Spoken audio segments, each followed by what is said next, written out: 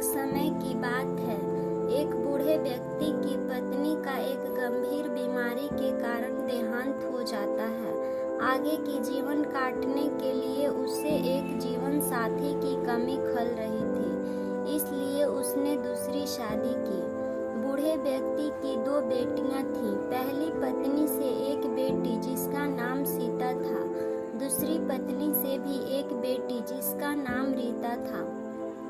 बूढ़े व्यक्ति की पत्नी अपनी बेटी रीता को कुछ भी काम करने को नहीं कहती और उसे दिन भर आराम करने देती। इस वजह से वह बहुत आलसी बन चुकी थी।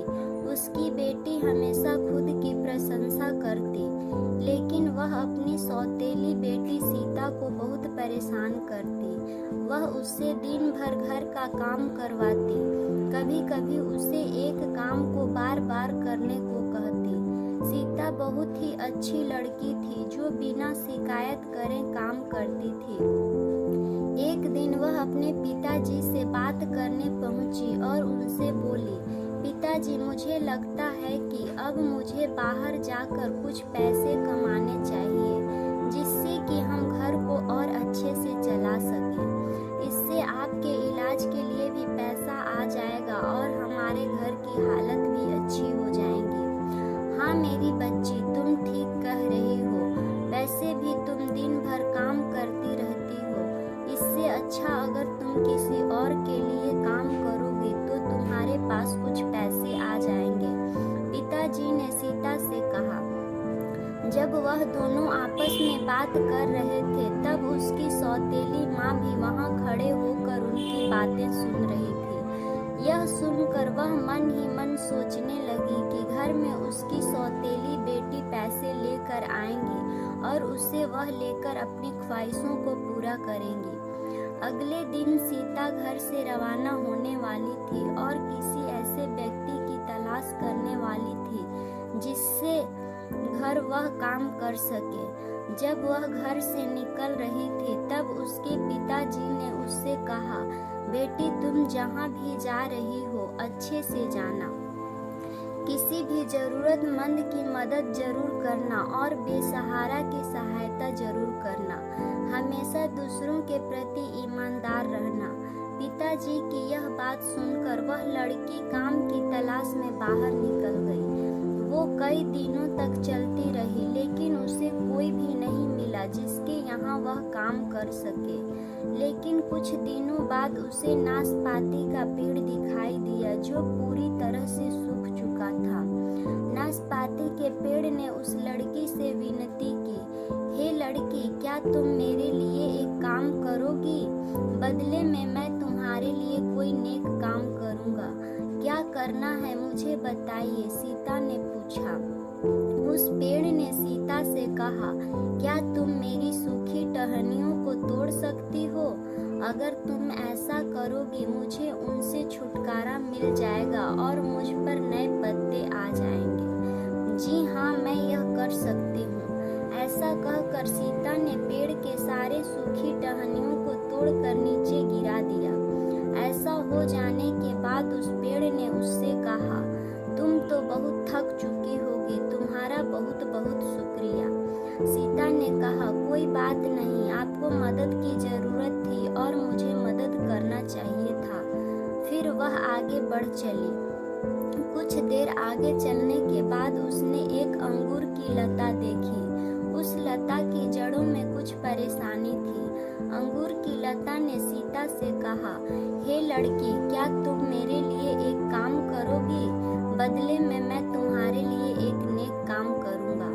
क्या तुम मेरे जड़ों के पास की मिट्टी को खोद सकती हो जिससे कि मैं अच्छे से ठीक हो सकूं? जी हाँ, क्यों नहीं, मैं जरूर कर सकती हूँ। इसके बाद सीता ने पास में पड़े हुए कुदाल को उठाया और उस जगह की मिट्टी को खोदने लगी।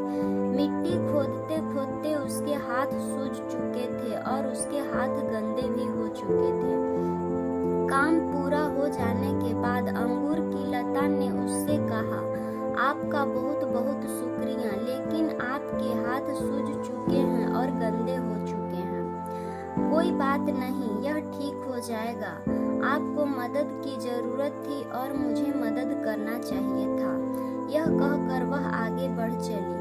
चलते चलते उसे एक तंदूर चूल्हा दिखा जिसकी हालत बहुत ही ज्यादा खराब थी। उसे देखकर समझ में आ सकता था कि कई दिनों तक उस पर कोई भी काम नहीं हुआ है। जैसे ही तंदूर चूल्हा ने लड़की को देखा, वह उससे बोला, हे लड़की, क्या तुम मुझे ठीक कर सकती हो? बदले में मैं तुम्हारे लिए एक नेक काम करूँगा। हाँ, मैं तुम्हें अच्छे से ठीक कर सकती हूँ। ऐसा कहकर सीता ने पास में पड़े मिट्टी को अपने पैरों से अच्छे से मिलाया। फिर उस मिट्टी से लड़की ने तंदूर चूल्हा को ठीक किया। चूल्हा के ठीक हो जाने के बाद उसने लड़की से कहा, तुम्हारा बहुत बहुत शुक्रिया, लेकिन तुम्हारे हाथ और पैर बहुत ही ज्यादा गंदे हो चुके हैं। तुम इसकी चिंता मत करो, यह धुल जाएंगे। आपको मदद की जरूरत थी और मुझे मदद करना चाहिए था। यह कहकर वह फिर से आगे बढ़ चली। आगे चलते चलते उसे एक कुआं मिला। उस कुएं ने उससे कहा, क्या तुम मेरे अंदर का बासी पानी निकाल कर मुझे अच्छे से साफ कर सकती हो? बदले में मैं तुम्हारे लिए एक नेक काम करूँगा। कोई भी मेरे पास आकर मेरा पानी नहीं पीता, क्योंकि मेरा पानी बासी हो चुका है। हाँ, मैं कर सकती हूँ। यह कहकर सीता ने कुएं का सारा बासी पानी निकाला और उसे अच्छे से धोकर साफ किया। इसके बाद कुएं ने उसे शुक्रिया कहा।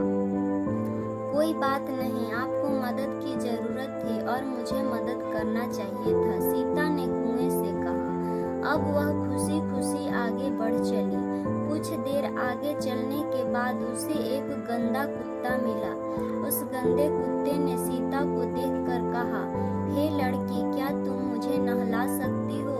मुझ पर बहुत ही ज्यादा धूल और मिट्टी लगा हुआ है। बदले में मैं तुम्हारे लिए एक नेक काम करूँगा। हाँ, यह मैं कर सकती हूँ। यह कहकर सीता उस कुत्ते को नदी के पास ले गई।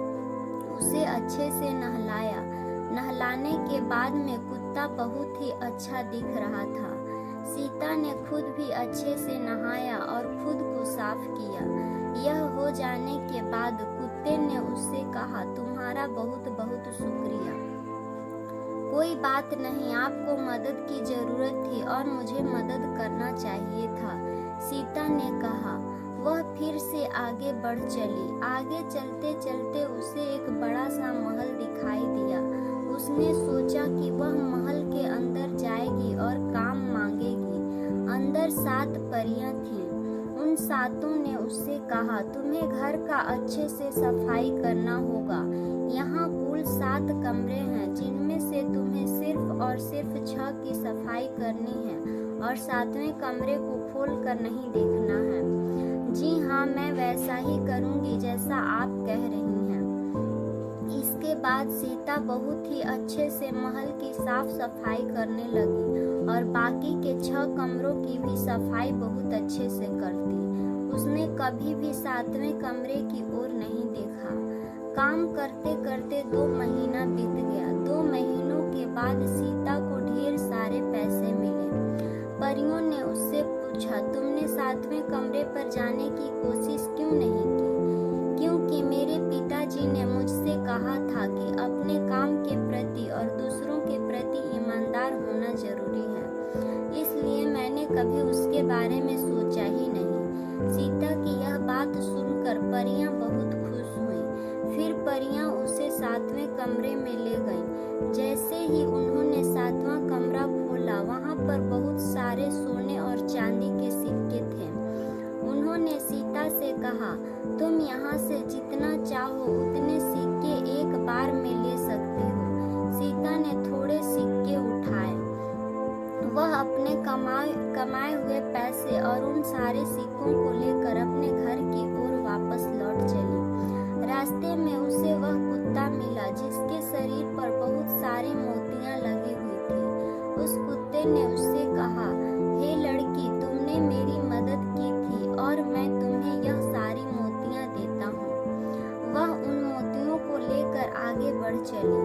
आगे उसे वह कुआं मिला। उसने सीता से कहा, हे लड़की, तुमने मेरी सफाई की थी, मेरे पास आओ, मेरा पानी पियो। उसने कुएं का पानी पिया और आगे बढ़ चली। फिर उसे वह तंदूर चूल्हा मिला। तंदूर ने उससे कहा, मेरे पास आओ और यहाँ जो भी रखा हुआ है तुम उसे खा सकती हो। सीता ने वहाँ से केक उठाया और उसे मजे से खाकर आगे बढ़ चली। आगे उसे वह अंगूर की लता मिली। उसने उससे कहा, हे लड़की, मेरे पास आओ और मेरा रस पियो। सीता ने उसका ढेर सारा रस पिया और अपने घर के लिए थोड़ा सा ले ली। इसके बाद वह आगे बढ़ चली। आगे जाकर उसे वह नाशपाती का पेड़ मिला। पेड़ ने उससे कहा, हे लड़की, मेरे पास आओ और मेरा फल खाओ। उसने वह फल खाया और आगे की ओर चल पड़ी। कुछ दिनों बाद वह अपने घर जा पहुंची। जैसे ही वह घर पहुंची, उसने देखा कि उसके पिताजी पहले से और भी ज्यादा अच्छे थे। उसकी सौतेली माँ उसे देखकर चकित रह गई थी। उसके पास ढेरों पैसे थे। सौतेली माँ तुरंत अपनी बेटी के पास गई और उससे जाकर बोली, तुम्हें भी जाकर किसी अमीर व्यक्ति के यहाँ काम करना चाहिए और ढेर सारे पैसे कमाने चाहिए। यह कहकर उसने अपनी बेटी रीता को भी घर से बाहर भेज दिया। उसे भी वे सारे लोग मिले जो उसकी बहन सीता को मिले थे, लेकिन उसने उनकी सहायता करने से मना कर दिया और आगे बढ़ चली। वह भी परियों के घर जा पहुंची। उसे वहां पूरा घर और 6 कमरों की सफाई करने का काम दिया गया। लड़की को मना किया गया था कि उसे 7वें कमरे में नहीं जाना है, लेकिन उसने 7वां दरवाजा खोल दिया। कमरे के अंदर मेढक और बहुत सारी मधुमक्खियां थी। मधुमक्खी और मेढक सीधे उसके ऊपर टूट पड़े, जिससे रीता के शरीर में बहुत सारे घाव हो गए। अपने शरीर के घावों को लेकर वह वापस अपने घर की ओर जाने लगी।